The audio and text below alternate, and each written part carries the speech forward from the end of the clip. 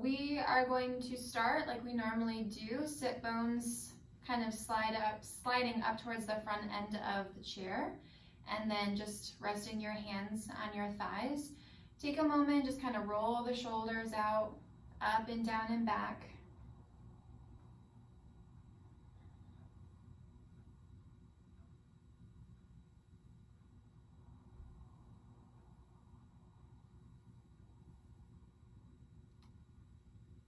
And then do maybe about one more, and then resting the shoulders back down the back of the body, and then nodding your head up and down.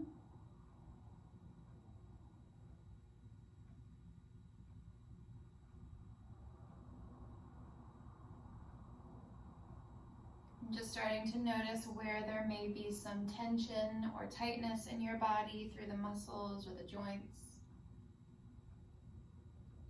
And then you're going to turn your head from side to side, looking over the right shoulder, over the left.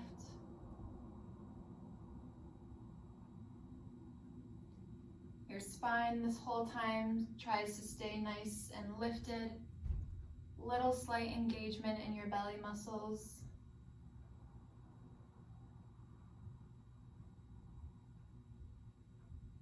And then you're going to take your head from side to side, but ear to the shoulder this time. So stretching out the side of the neck, top of the shoulder.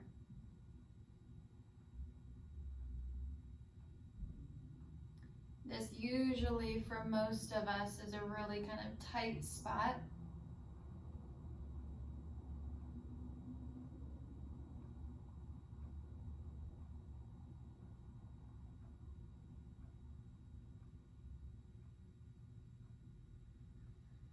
And then just make sure you're breathing. It doesn't have to be too controlled or manipulated yet.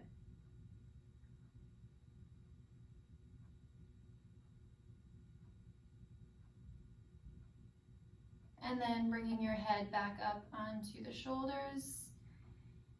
And we're going to start with some breathing. So we're going to practice Samavriti, which is the even ratio breath, inhaling for a count of maybe 4, 5, maybe even 7, and then trying to exhale the same count.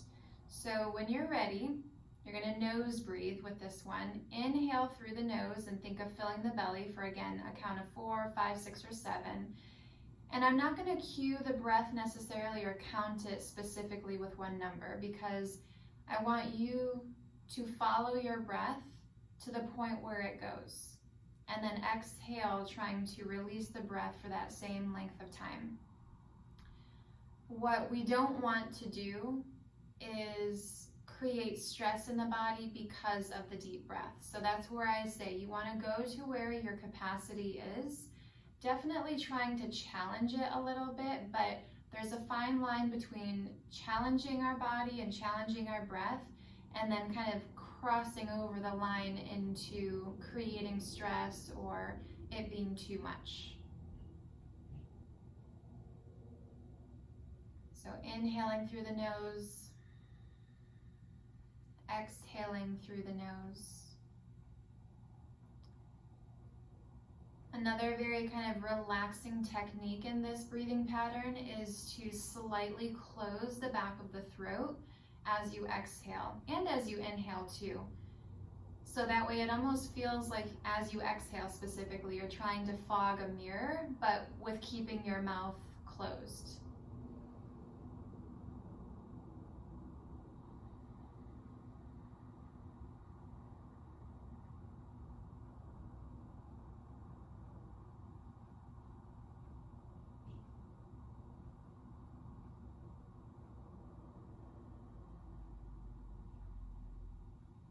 And so doing a few more rounds of this breath.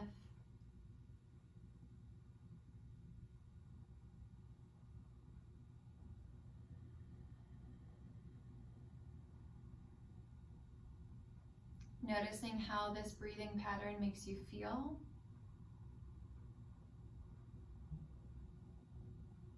How does it affect your physical body? How does it affect you emotionally? How does it affect you mentally?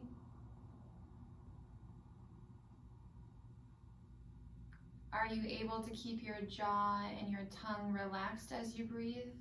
Are you able to keep the shoulders slightly sunken from the ears?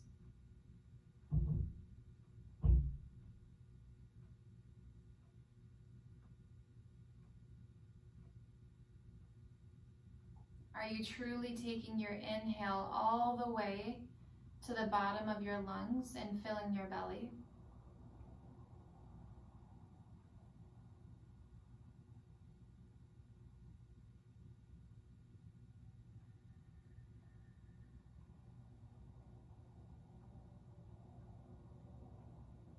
And then finish one more round, full inhale, full exhale.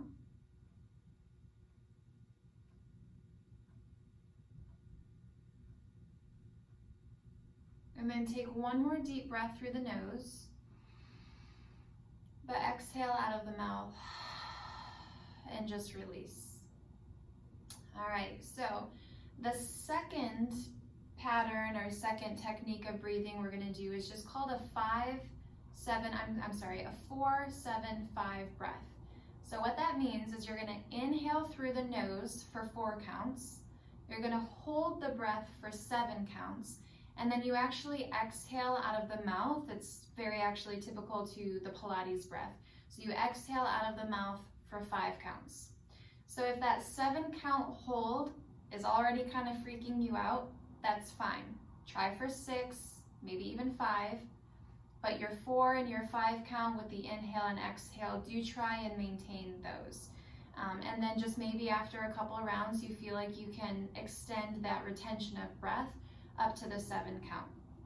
So when you're ready, let's just take a cleansing breath. So deep inhale, out of the mouth, exhale, and begin. Inhaling for 4 counts. Hold the breath for 1, 2, 3, 4, 5, maybe 6, maybe 7, and then exhale slowly from the mouth for 1, 2, 3, 4, and 5. And again, you inhale for 4, you hold for maybe 5, 6, or 7 counts, just kind of mentally counting to yourself. And then a slow release from the mouth for 5 counts. And we're gonna do that 3 more times. So going at your own pace, inhaling for that 4 count, holding at the top of the breath for maybe 6, maybe 7,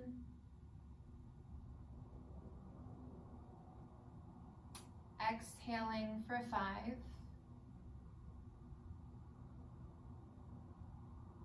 and you've got 2 more rounds to complete. So again, another inhale for 4, hold for 7, exhale for 5.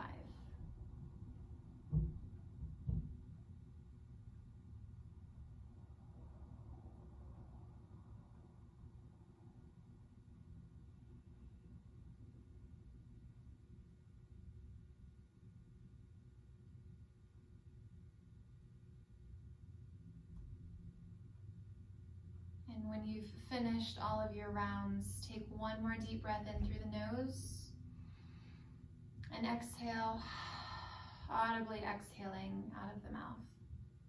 And then rolling the shoulders up and down and back one more time to bring your arms down to your sides. So we're going to start with some movement of the arms, reaching up with an inhale and reaching down with the exhale. And inhale to lift, inhaling through the nose, exhale through the nose. And again, inhale, reach, and exhale, and inhale, lift, and exhale, lower. Now you're going to bring your arms directly out to your sides, and you're going to turn your palms to face away from you. So it's an internal rotation of the shoulders. You're going to press your palms back as you reach your chest and abdomen forward. And then you're going to rotate the palms back to face forward and squeeze the arms together, maybe even connecting the palms as they reach and round the spine. And then like you're pushing something behind you, like you're in a swimming pool, you're pushing water away. And then flipping the palms and pushing the water in front of you as you round the spine, draw the belly muscles in. And again, inhale, chest reaches forward and up, maybe your gaze lifts slightly. And then exhale, tuck the tailbone and round, chin to the chest. And again, inhale, pushing back, squeezing the shoulder blades together. And then exhale, using your pec muscles at the front of the chest and shoulders to squeeze the palms together. And again, inhale, pushing open and arching the spine. And deep exhale to round and flex. We'll do that one more time. So inhale, reach. And exhale, round. And then you're going to come all the way back up to neutral spine, arms reaching out to the side. Take a deep breath in, and as you exhale, reach your right arm down and the left arm up into a side bend. If you have a crossbar or one of the legs of your chair, kind of hold on to that with your right arm so you can kind of stabilize, and then reach really long through the left fingertips, getting some length through the left side. And then with every exhale, think of maybe dipping in just a little bit more.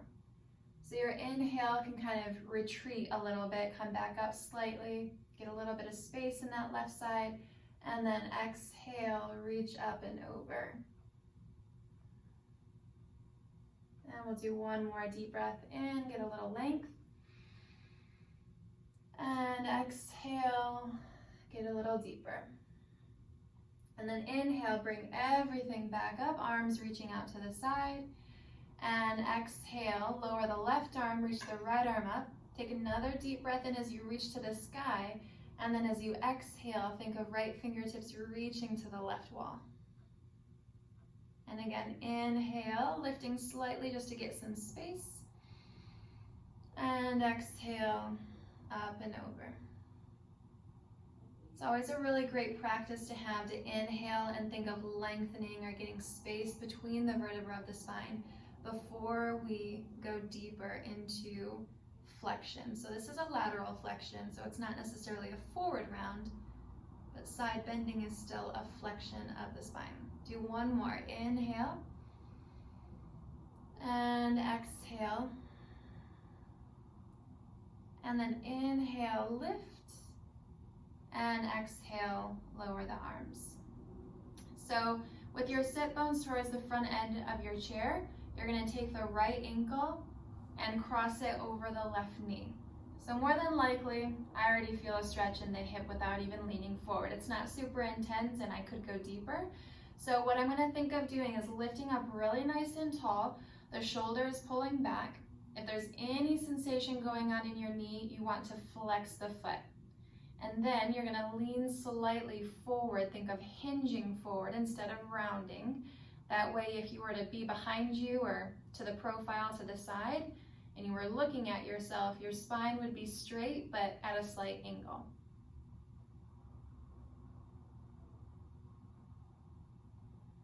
And then just deep breathe here to release some of the tension, the tightness that you might feel in that outer hip and glute area.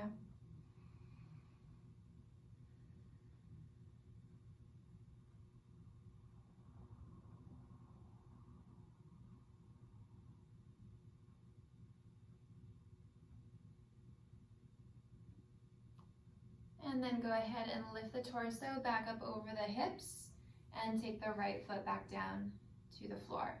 And we'll switch sides. Left ankle comes on top of the right knee. Allow this left knee to soften. Again, any type of sensation here in the left knee, flex the left foot. You want to pull the toes back towards you. Lift up nice and tall.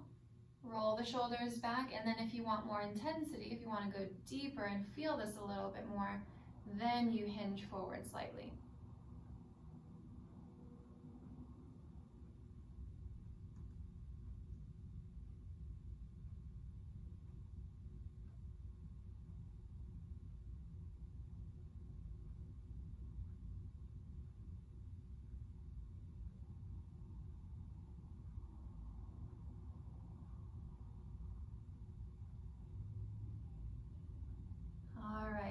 then inhale, bring your torso back up over the hips and set the left foot down. So this might seem very, very simple, and it is, but I want you to really focus on alignment of your feet and your toes. So all you're gonna do, and you can have your hands maybe on your hips or just rested on your thighs, down to your sides, whatever feels comfortable. But you're gonna lift your heel, your right heel up and down, and then alternate, lift the left heel up and down. What I want you to notice though, a lot of times the tendency is to kind of roll to the pinky toe edge of the foot. You wanna keep the whole base of the sole of your foot, or the ball of your foot, flat to the floor as you're lifting. So it might require that you actually have a little more focus towards that big toe side of the foot as you lift the heel up and down. And surprisingly enough, even though you're not standing, this is a calf raise. Your calf muscle has to do the action of pulling your heel up off of the floor. And so you should be able to feel that contraction in the back of the lower leg. Not to mention, we're trying to keep the shoulders over the sit bones. And so belly muscles are drawn in and up, the shoulders are rolled back, crown of the head is reaching tall.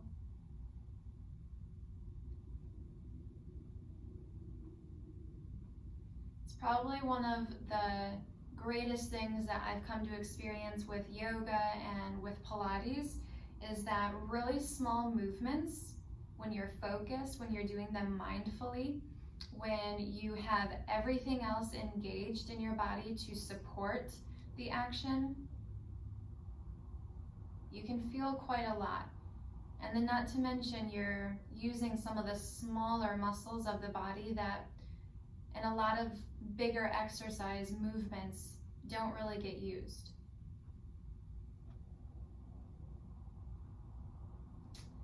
All right, so last one on each side, right heel up and down, and left heel up and down. Now you're gonna think of using your pelvic floor muscles, and all you're gonna do is lift your right knee, lifting your right foot maybe about half a foot or so off of the floor, as high as you can, and then set the right foot down. And then you're gonna lift the left knee up and down. Now the goal here though is to not shift your hips. So that's kind of why I want you to have your hands on your hips to feel what's going on in the pelvis. So if you feel like you're tucked in your in your tailbone, or if you're tilting forward in your tailbone, you want to keep everything nice and rooted over the sit bones,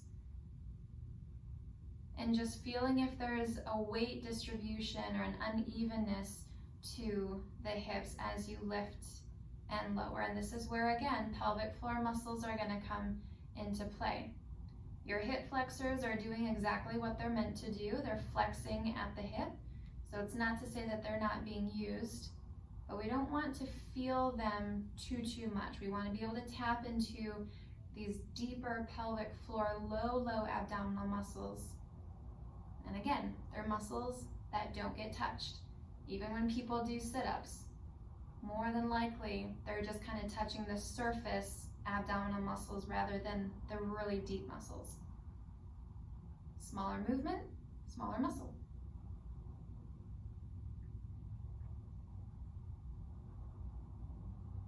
And last one on the left leg. Now you're going to repeat that, but you're going to add an extension of your knee. So your quad muscle is going to be engaged in this one. So you're lifting the right foot, you kick the knee out, pressing through the heel, you bend your knee, that's hamstring, and then lower your right foot down.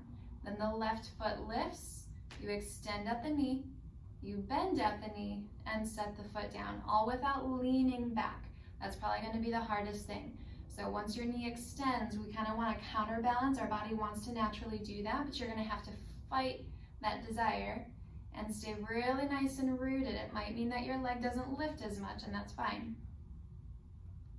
Up and out, and in and down, and up and out, and in. One more time on each leg, and out, and in and down. And then we're going to be adding a point of the toe. So you lift, extend, you point, you flex, bend, and lower. Lift, extend, point, and flex, bend, and lower. Lift, extend, point, flex, bend, and lower. And lift, and point, and bend. One more time each leg. Up and out. Reach the toes, press through the heel, bend the knee, and down. Last one on the left leg. And out, and point, flex, bend, and lower. Nice. So usually, after that, you guys feel hip flexors a little bit, and hopefully low abs? Yeah? Cool. All right. Rotate to the side. We're gonna stretch the hip flexor and the quad, but the first one is gonna be more so focused on hip flexor. So this is your basic lunge position that we've done many times in this class. So your left hip is pulling slightly forward, your left heel is reaching back, and you're trying to straighten your knee, but without arching the low back. So it's okay to have a little bend to your knee. If you're engaging and pressing energy out through the back heel, you're gonna feel this stretch on the front of the thigh. And we're just gonna hold this for a moment, breathing deeply. You don't really have to do a whole lot excessively with the upper body.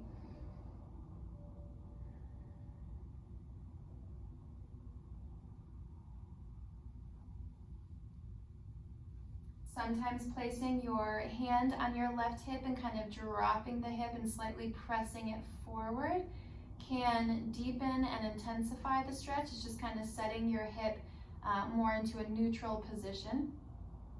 Helps to lengthen that left side of the body. And this is a muscle, you guys, that a lot of times gets not a lot of stretch attention because we sit all the time. We sit a lot during our day, and so it's in that flexed position. It's very rarely, unless we're walking, and only half the time, realistically, when we're walking, does it get a stretch. And it's not like we're taking a huge long stride, so it's not enough of a stretch to release the amount of tension, the amount of time that is spent in that flexed position. So next we're going to be going into a quad stretch. So you really kind of got to hang on to your chair here so that way your left hip can still be off of the chair. So bring your right hand around the back of your chair holding on. You're going to lower your left knee kind of under the body and then reach back for the top of your foot or toes. Then you're going to let your left hip and your left knee drop again. Think of rolling the left shoulder back and bending slightly at the elbow to pull your heel towards the glute. Now you can do two things here. You can just pull the heel to the glute and that might be enough. Or as you pull the heel to the glute, think of sending your knee backwards. That's going to deepen the quad stretch. You might not feel it so much on the front of the hip flexor as you did before with the lunge, but it's getting a little bit of the referral stretch.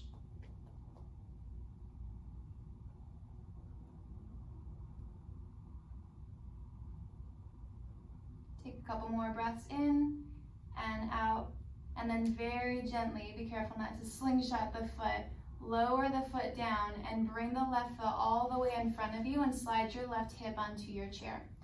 And then we're going to do a twist. So you're twisting to the right towards the back of your chair. Both hands go on either side. Try to bring the knees and the heels and toes together and keep your hips squared. And then lift up really tall on the torso, lengthen through the crown of the head and soften the shoulders. Take a deep breath in, and as you exhale, slightly pushing and pulling on the back of the chair to rotate to the right a little deeper. And then once you get there, you do it again. Inhale and exhale. And you're going to at least find a point, it's probably only going to take a couple of rounds of breath, to where you really can't twist anymore. And then you're just going to hold that position while you inhale and exhale deeply.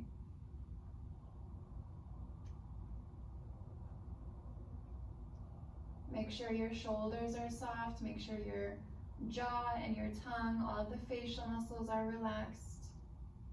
Looking over the right shoulder as much as your neck allows you to.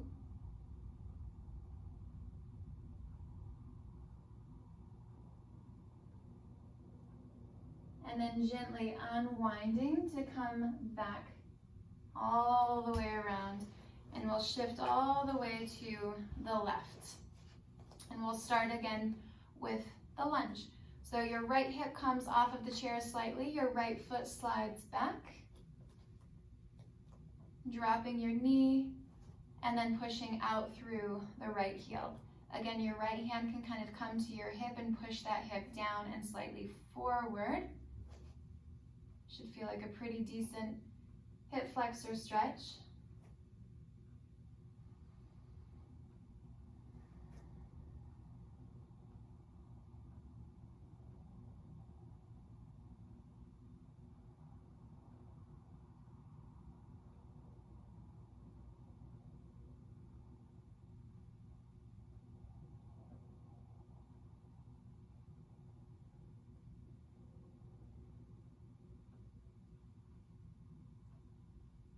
Take a couple more deep breaths in, deep breaths out.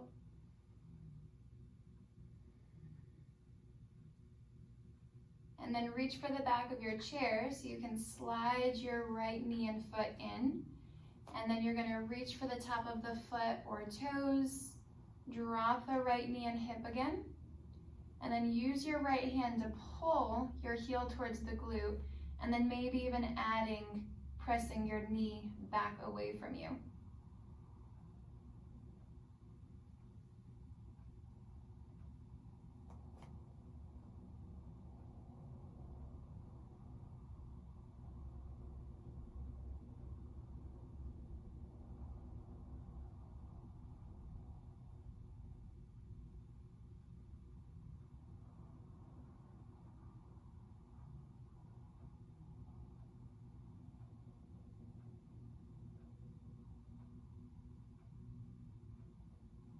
And then carefully setting the right foot down, bringing it in front of you, sliding both hips onto the chair, sitting really nice and tall, bringing your hands to the back of the chair. Take a deep breath in, and then exhale as you twist.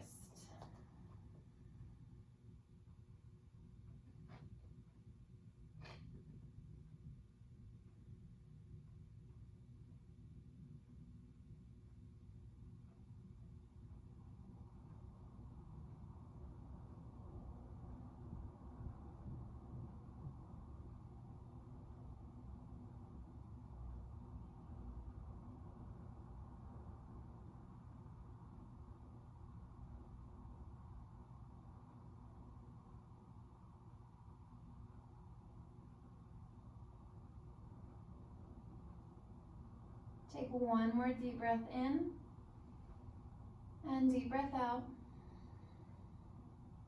And then inhale to unwind and swing the legs back around to the center. All right, so now you're going to take a little bit wider of a stance with the legs, your heels in, toes slightly turned out with your knees, and you're going to bring your hands down to the floor.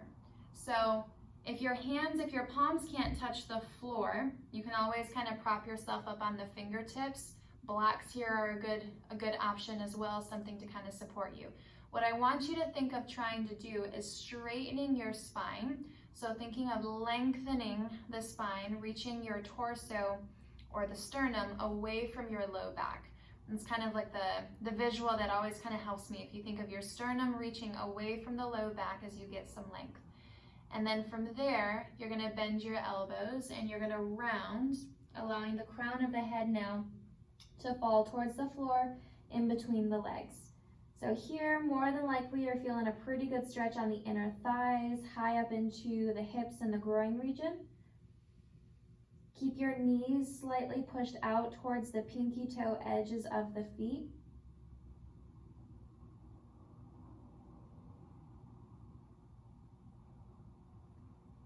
And then inhale, lifting back up into that half lift, lengthening through the spine. This time your right hand is going to come to the inside of your right foot, and maybe your right shoulder can kind of lean and press against the inside of the right leg and the knee. You're going to reach and lift the left arm up to the sky. Good, and just hold here. Take a deep breath in, Deep breath out. Think of pushing into your right arm as you pull with the left arm.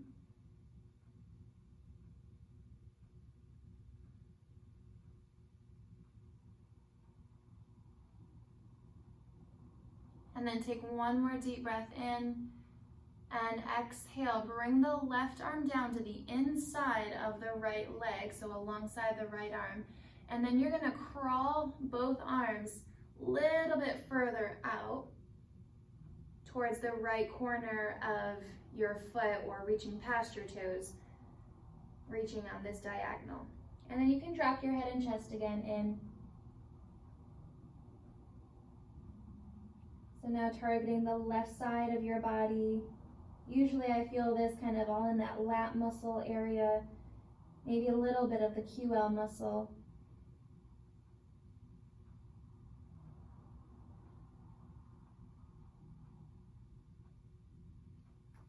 And then walk your hands back under the shoulders, walk them back to the center. And then again, inhale, lift up halfway, getting some length. Bring your left hand to the inside of the left foot, pressing your shoulder to the inside of the knee, and then sweep and lift the right arm up to the sky. And again, pressing, pushing with the left arm and pulling with the right fingertips up towards the ceiling.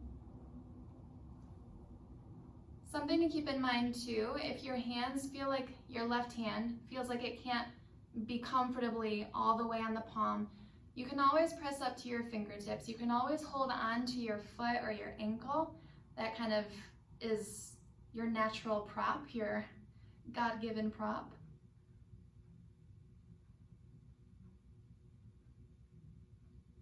And then take one more deep breath in, and as you exhale, bring that right arm down to the inside of the left leg. Walk your fingers out a little bit further out from the toes, and then drop the head and chest again.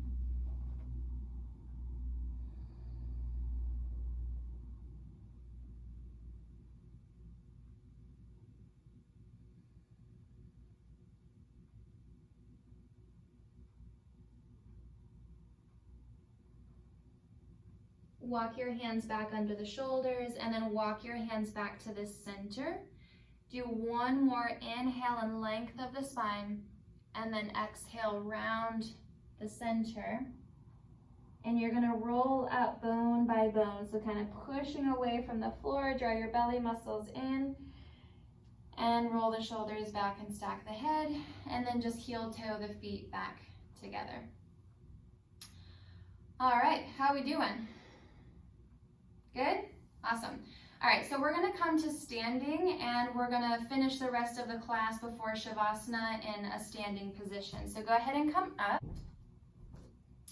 So you're gonna turn your chair so that way you're facing the back of the chair. The chair in this position or in this sequence that we're gonna do is honestly just gonna be for a support with one of your hands. So if you feel like you don't need it, that's fine. You're gonna turn so your right side is facing the back of the chair. Your left leg is gonna reach out to the side, and you're gonna set the foot down, and then the left arm is gonna reach up and over. I want you to think of almost hanging off the chair. Obviously, I don't want you to pull the chair to you for it to tip over. But send your left hip over the left leg, and then reach the left arm up and over. So that kind of little cock of the hip out to the side gives you a little bit more space to reach into the right side body. Take a couple deep breaths in, deep breaths out. And then inhale, lift, and I want you to keep that left leg lifted out to the side and reach your left arm out to the side too. So notice I'm not leaning like this, right? I want to stay nice and upright, really tall, lengthening through the right leg. Flexing your left foot or pointing the toes is completely up to you. I want you to challenge yourself and see if you can reach the right arm off of the chair. Draw your belly muscles in and up, roll your shoulders back, Lengthen up through the crown of the head. You should feel your outer glute and hip muscles working to sustain the leg up in the air. And your right leg, your stabilizing leg, should be working a lot too. Then once again, bring your right hand back to the chair, set the left foot down, send the hips out, and then stretch.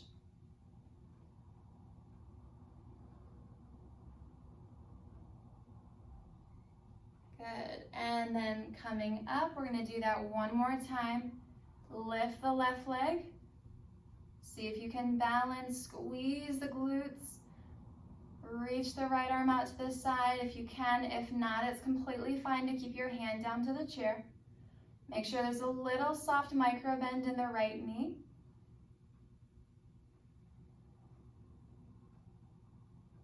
And then bring the right hand down, the left foot down, and one more big side stretch.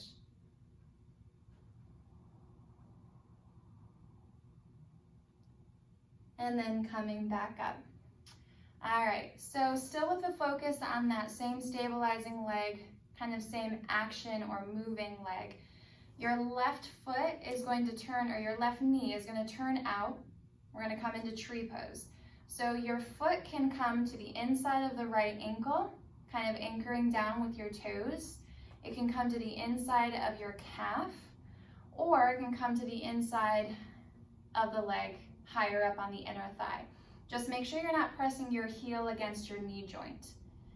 From there, you want to make sure your left hip is pulling forward, so it's squared with the right hip. And then again, you've got your chair here if you need it. But if you can, bring your hands, both hands to your hips. Maybe you can bring your hands to heart center. Woo. And if you fall, you just get back up.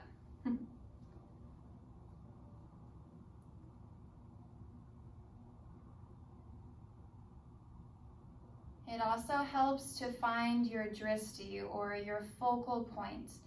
A point in front of you, if it's on a wall or down on the floor, some place that's not moving, some place that you can keep, again, your focus and your gaze and kind of tune everything else out.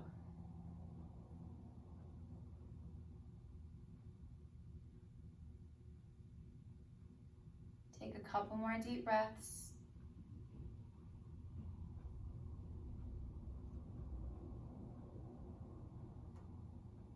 And then bringing your hand back to the chair and taking the left foot down to the mat. Awesome. All right, so let's just switch the chair over to the other side, or you can just simply turn around. That's fine too. All right. So with the left hand on the chair this time, your right foot is going to reach out about a foot or so to the side. The right arm is going to reach up and over as you send your hips to the right this time and arch the body, big side bend to the left. And hopefully feeling this right hip, outer glute area getting a little bit of a stretch in preparation for the leg lift. And then go ahead and lift up. Keep the right arm reaching, nice and stable, and lengthen through the left leg, and then lift the right leg out to the side. So more than likely, your right leg is like, oh my gosh, I feel that a lot more. It's because we already did the other side, and like I said, your stabilizing leg is doing a lot of work. So it might not feel like it right from the get-go, because it's not moving, it's not sustaining up in the air, but it's stabilizing. So a lot of, again, those smaller muscles are working to stabilize and hold yourself upright. If you can bring the left arm off the chair for full 100% balance. Good. Challenge the muscles in the ankles and the feet.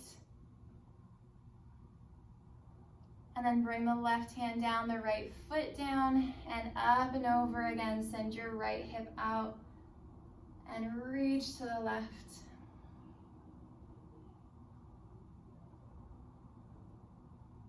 And then coming back up, straight spine. Good. Right leg lifts. Stay long through the left side of the body, left leg. Try not to lean excessively to the chair. And then if you can, lift that left arm, reaching out.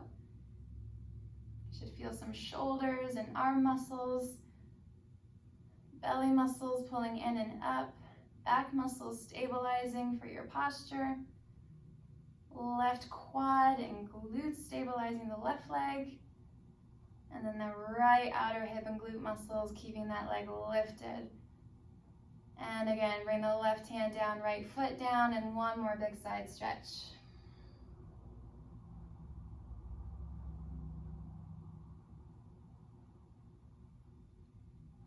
All right, so coming back up, you're going to turn to face the chair this time.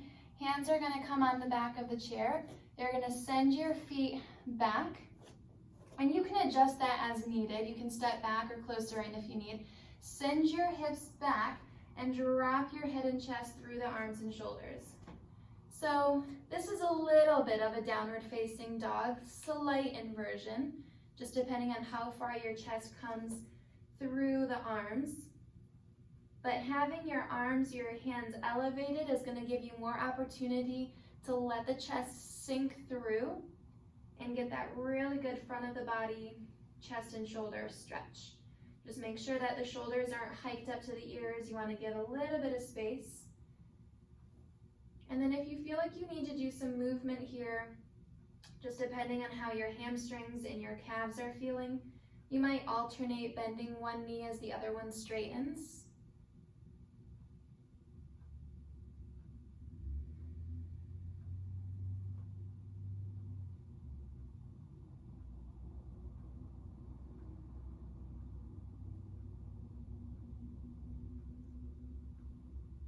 And then have a little soft bend to your knees, and you're going to take your hands one at a time and reach them to the floor.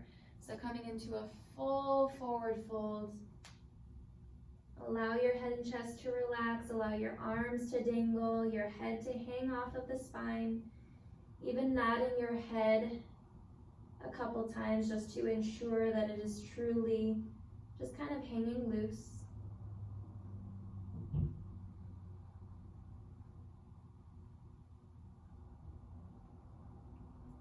And then reach for your elbows. So opposite hand to the other elbow. Again, just hanging the torso. And then kind of like a pendulum, you're going to start to swing your upper body from side to side.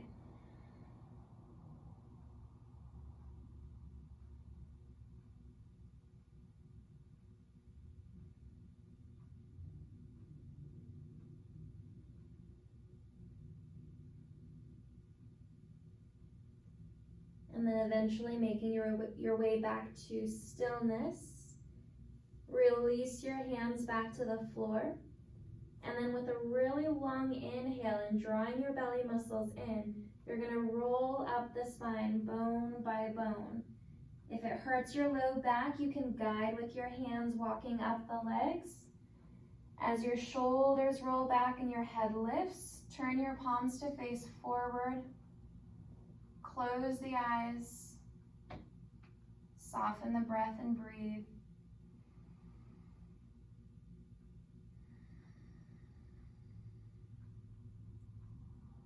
Notice where you're distributing your weight in your feet. Notice if there's any place in your body that can soften. A lot of times the places that we soften in our body are the joints. So thinking of your knees, your elbows, shoulders, maybe your low back, your jaw.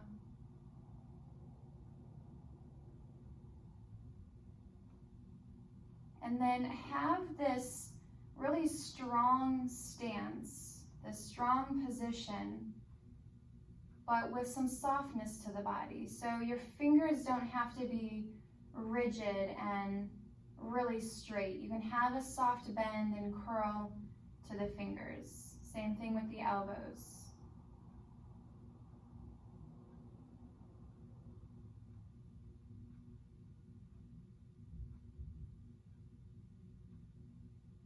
It's probably one of the coolest balances, I believe, in all of yoga and the practice of yoga is to be strong and soft at the same time.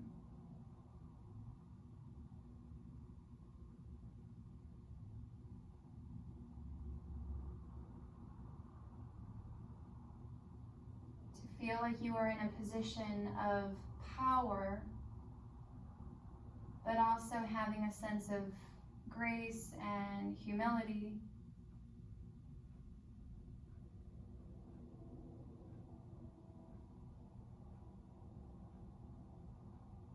And then just start to wiggle your fingers, maybe making a fist and then opening, bending your elbows and straightening, rolling again the shoulders up and down and back, maybe nodding your head up and down again from side to side, ear to shoulder. You may even bend and straighten at the knees. And so just feeling how your body moves. All right, guys. So if you want to use your chair for Shavasana as a support for your legs, you're going to turn it the other direction, so that way you have the seat of the chair to set your legs on.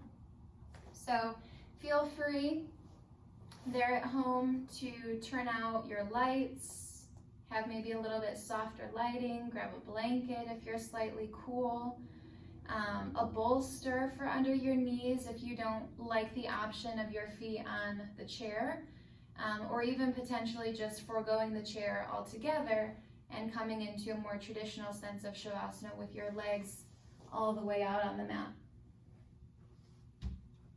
So once you're where you want to be, if you can, turn your palms to face up towards the ceiling, just to encourage the shoulders rolling back away from the chest. If you've got the room, you can spread your arms out a little wider away from the body. And then really take advantage of the position of your body right now, that you don't have to hold anything up. You get to let everything release, everything surrender to the earth beneath you. Knowing that if you let go of the tension in your body, you're not going to fall. If you let go of the engagement of your muscles, you're not going to fall.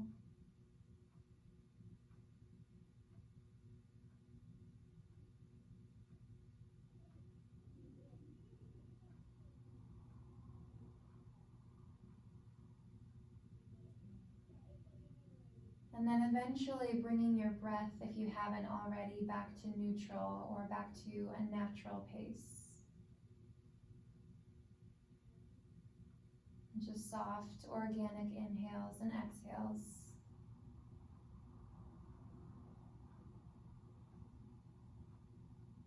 And just noticing how your body feels.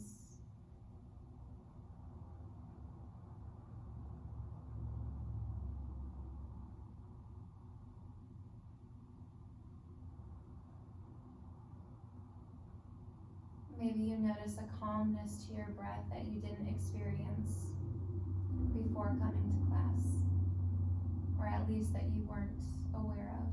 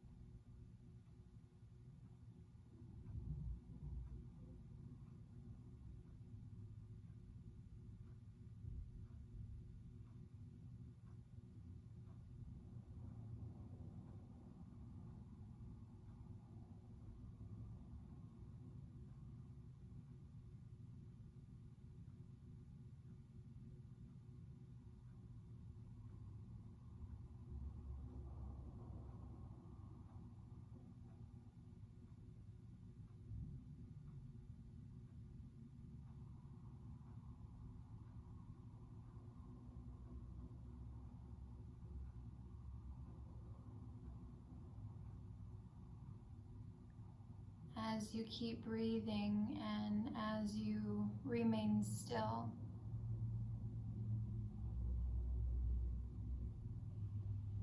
just bring some attention and some awareness to your surroundings, what you hear, what you smell.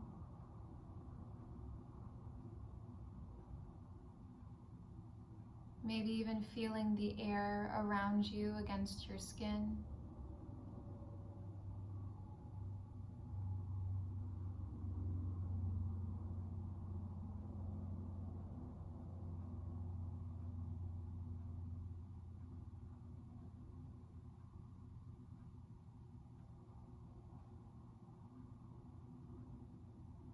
Try to envision in your mind's eye the room that you are in. The ceiling, the floor, the walls, any doors, any windows.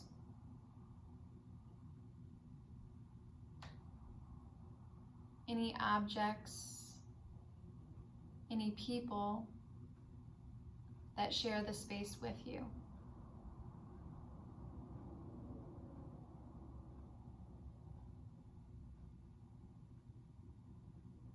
And then visualize in your mind's eye your own self lying here on your mat,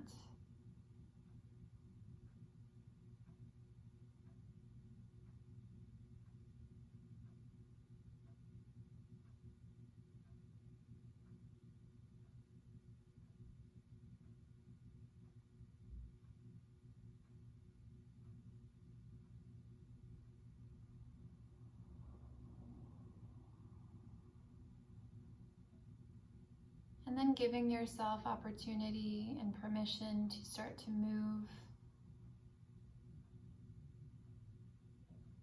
Maybe starting to take deeper breath.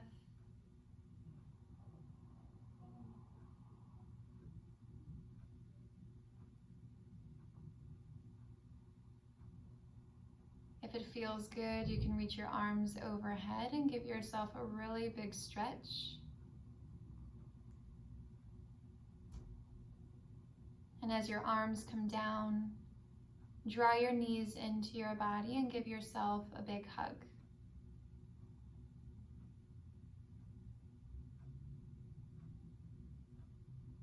And really put some meaning into that hug.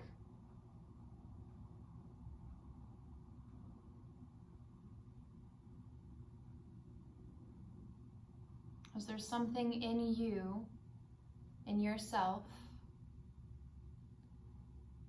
that you're needing comfort from, that you're needing a feeling of support, that need for an embrace?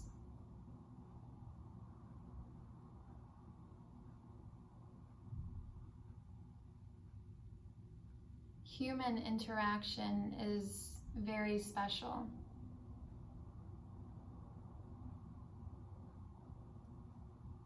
But we can create and cultivate a practice where we are there for our own selves in times of need, especially right now. So give yourself one more hug, one more squeeze, and then roll to one side. Gently press yourself up to a seat. And we'll finish by bringing the palms together at heart center. Bow your chin to the chest and take a moment to give thanks to your mind, to your body, to your breath for this practice and this day. May we never take them for granted, and may you go in peace. Namaste.